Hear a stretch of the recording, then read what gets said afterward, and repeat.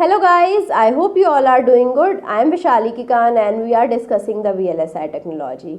Today in this session we are going to talk about a very important topic, that is annealing. So we are going to start from the basics, what is annealing, why it is required, how we can do this process inside the IC processing, and what are the associated phenomena like the reflow process. All of these things we are going to see in detail, and I hope you will be finding this video very useful because annealing is a very important process. Okay, again I am going to talk about annealing when I am going to talk about the ion implantation process. So there also I am going to talk about this process, but not in that detail. Okay, so the annealing process is also called the post implantation annealing.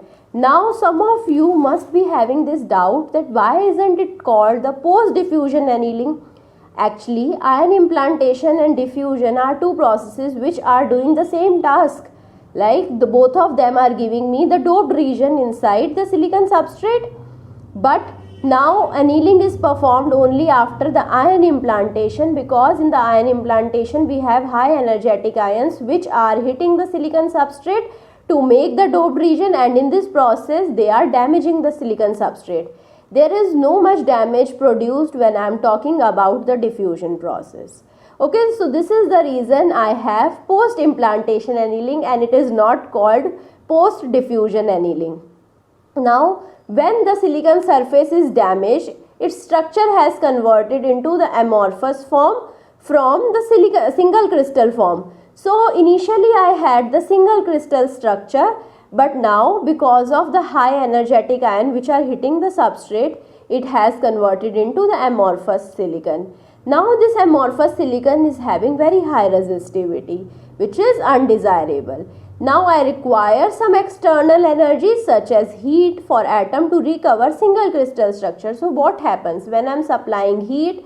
These rearranged atoms again start vibrating. So heat will be giving the thermal vibrations to the atom. Now when the heat is lost in the thermal vibration, the energy is lost, and now these atoms tend to get stabilized at their initial stabilized position, at the lowest energy position, which was the single crystal form. Okay, so this is how this amorphous silicon is converted into the single crystal structure. Okay, so now in the single crystal structure, dopant can be activated, and this is the second reason I require the single crystal silicon instead of amorphous silicon. Also in the single crystal silicon we have the lowest potential energy. This is the next reason for the preference of the single crystal structure. Atoms tend to stop on the lattice grid. Okay, and if I am supplying the heat energy, the atoms will be having higher thermal motion. Okay, so when it is having higher thermal motion, in the thermal motion it is losing the energy, and now it will find and settle at the lattice grid where it has the lowest potential energy position. Okay, so this means if I am increasing the temperature, the atom will be stabilizing at its lower potential energy position, which is the single crystal position. So if I am giving higher temperature, which means I am providing the faster annealing. So now you can see before ion implantation I have the single crystal structure. So all of the atoms are arranged in the single crystal manner. So now you can see after the implantation we have the amorphous silicon. So these black atoms represents, these black circular dots are representing the dopants like boron or phosphorus. Now you can see when I am supplying heat from the below, you can see the atoms will rearrange. So here half of the atoms have already rearranged because I was supplying heat, and these atoms found the stablest position, which is the lowest potential energy position, which was the single crystal position. The upper atom will also get the high thermal energy, they will also get stabilized at the single crystal position. Now coming to a new concept, that is called the alloy annealing. So it is also a thermal process. Okay, the annealing process was also a thermal process. Now if I have the alloy annealing, which is a new domain in the annealing process, it is also a thermal process. Now here we have the different atoms which are forming the bonds with each other to form a metallic alloy. So in this annealing process, we are forming the alloys as well. This is the alloy annealing. So it is widely used in the silicide formation. So whenever I want to make the silicide and I want to do the single crystal annealing with the help of silicide formation, then I will be calling it as alloy annealing. So here we have the self-aligned silicide. Why we are making the silicide? Because they are self-aligned. We don't need to align them after their manufacturing. They will self-align. So they are also called the silicide. Like we have the titanium silicide, then we have the cobalt silicide. Okay. So now after that we are going to talk about the furnace and the RTP. Both of them are required for this annealing process. Okay. So the furnace should be such that it is able to tolerate the high temperature and the temperature fluctuations as well. So in the RTP, the rapid thermal processing, also we have the rapid change in the temperature.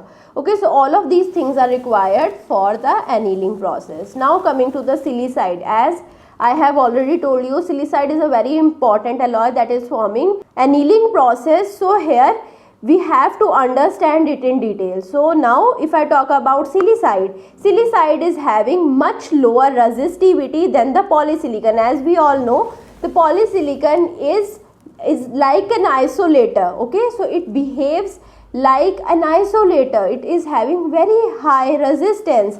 So silicide, because it is having less resistance, it is used as a gate and for the local interconnection as well. Silicide is used as the capacitor electrodes as well. It is used to improve the device speed and for reducing the heat generation.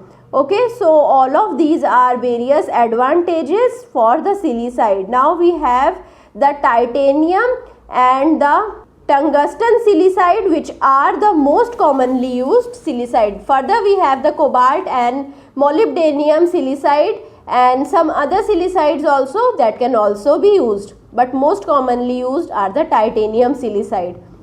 Now coming to the titanium silicide process. So now argon sputtering cleaning is required for this process. Here I will be using the titanium physical vapor deposition. Okay, so because I require for the formation of the titanium silicide, I require the deposition of the titanium atom for that, and I will be using the titanium PVD process for that. And after that I will be using the RTP annealing at around 700 degrees Celsius for the annealing process. And after this we will be having silicide which are ordered. Okay, I have already told you silicides are self-aligned structures. Okay, so when we are supplying the RTP, high heat we are supplying. After that we will be having the self-aligned titanium silicide, and after that we will be stripping off the excess titanium with the help of hydrogen peroxide and the sulfuric acid. So you can see the process. Here we have this polysilicon. Okay, so this is the polysilicon, we are using it over the gate. And okay, here we have the titanium. So titanium is present over the wafer surface. Okay, so now you can see after this titanium deposition process, we have the annealing process in which I am giving the high temperature so that the titanium silicide layer is forming. This pink layer developed here is the titanium silicide layer. This layer is now self-aligned layer. Okay, we don't need to provide the external annealing process. So this process will make the self-aligned silicon atoms or the silicide atoms. Okay, after that we are stripping off this titanium layer. So in this manner we are getting the single crystal structure. After that we have aluminium silicon alloy as well. So the aluminium silicon alloy is formed on the silicon surface. It prevents the junction spiking due to the silicon dissolving in the aluminium. So whenever I am using aluminium, there is this problem of the junction spiking, in which aluminium can have at the end, it can penetrate inside the silicon. This is called the junction spiking process. Okay, so I want to prevent this junction spiking, and for that I am using the silicon which is dissolved in the aluminium. So silicon aluminium alloy is used to prevent the junction spiking. This is the process of the junction spiking. Okay, so aluminium can penetrate inside the silicon. Okay, so this is the junction spiking. Mostly this phenomena is occurring at the junctions. Okay, so this is the aluminium and the silicon junction, and it is happening inside at the junction only. So this is called the junction spike. A spike is formed at the junction of the aluminium inside the silicon. So I hope there is no doubt about the junction spiking. Now coming to the reflow process. Okay, so in the reflow process we are again using the high temperature for the reflow. Reflow means the material will be getting softened out due to the higher temperature, and it will be getting reflow to get the smoother surface. Okay, so the flowed surface is smoother and flatter. Whenever we have the flowed surface, I will be having mostly smooth surface, because the heat will be melting down the structure, which is making the structure smooth. Whenever we have the liquid structure, liquid is smooth at its surface. It will not be having discontinuities, and this property we are using here. So it is very easier for the photolithography and the metallization process if I am using the smoother surface of the wafer. So for that I require the reflow process. If I am having higher temperature, which means I am having better flow results. So reflow time and temperature are determined by the thermal budget. If I have more thermal budget, I will be managing my reflow time and the temperature according to that. If I have less thermal budget, I have to change the reflow time and the temperature. So if I have higher dopant concentration, then I require lower flow temperature. Okay, so these are all the parameters that are associated with the reflow process. Now coming to the illustration of borophosphosilicate glass reflow. So okay, you can see here we have the phosphosilicate glass. Okay, so this is the layer of the phosphosilicate glass, but this layer is not very smooth. You can see there are various discontinuities present here. Okay, now if I want to make this layer smooth, I will be using the reflow process, and after the reflow process you can see this borophosphosilicate glass layer has become comparatively smoother. Okay, so now the undoped silicate glass becomes softened at very high temperature, like around greater than 1500 degrees Celsius. Okay, and because this at this temperature only the undoped silicate glass will flow, because it is changing in its surface tension, and when the surface tension is changed, then only the material will flow, and then only it will become smoother.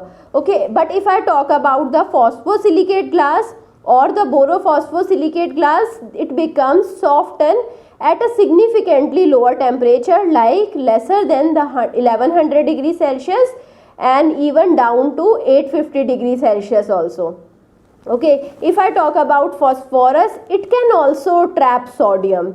If I talk about phosphosilicate glass and the borophosphosilicate glass, they are the commonly used substances as the pre-metal dielectric, or it is also called PMD. Okay, so because of its temperature characteristics, because it becomes softened at a lower temperature, it is called the pre-metal dielectric. So now coming to the process of reflow. First of all, I am loading the wafer in which I have to do the reflow process. Then I am increasing the temperature ramp up. Then we have the temperature stabilization phase. Whatever highest temperature that I require, I will be ramping the temperature up to that, and then I will be stabilizing it. Then the reflow process will be happening, and after it has happened, then I will be decreasing the temperature, and then I will be unloading the wafer. Now after that, reflow usually occurs in the nitrogen ambient environment, and for that I should use the nitrogen gas as well. So if I am using the nitrogen gas, it is actually an inert gas, and it will be giving some favorable environment for the wafer processing. Sometimes the water vapor can also be used. If I am using the water vapor, it is helping me to fill the oxide dopant atoms. Okay, so this is the reason I can use the water vapor as well. If I have the smaller device, then we will be having the lower thermal budget. Okay, I don't have enough thermal budget for the reflow of the sub 0.25 micrometer devices. Okay, the phosphosilicate glass annealing will be happening at nearly 750 degrees Celsius instead of the reflow process only. Okay, So for annealing only I require 750 degrees Celsius. So now coming to the summary of the annealing, the most commonly used annealing process are the post-implantation annealing, alloy annealing and the reflow annealing. Okay, then the thermal annealing is required after ion implantation for recovering of the crystal structure and the activation of the dopant atoms. We have already talked about it. Then the thermal anneal help the metal to react with the silicon to form the silicides. The metal anneal help to form the larger grain size and reduces the resistivity. So whenever we have the silicides formed, it will be forming the self-aligned structures which are the single crystal structures. When I am using the metals, the metal will be providing the larger grain side. As I already told you, we can use the aluminium silicon alloy, that is giving me the larger grain size which is reducing the resistivity that I want. I have already told you in the amorphous silicon, the change was only in the resistivity. If I want to decrease the resistivity, then I can use the metal alloys.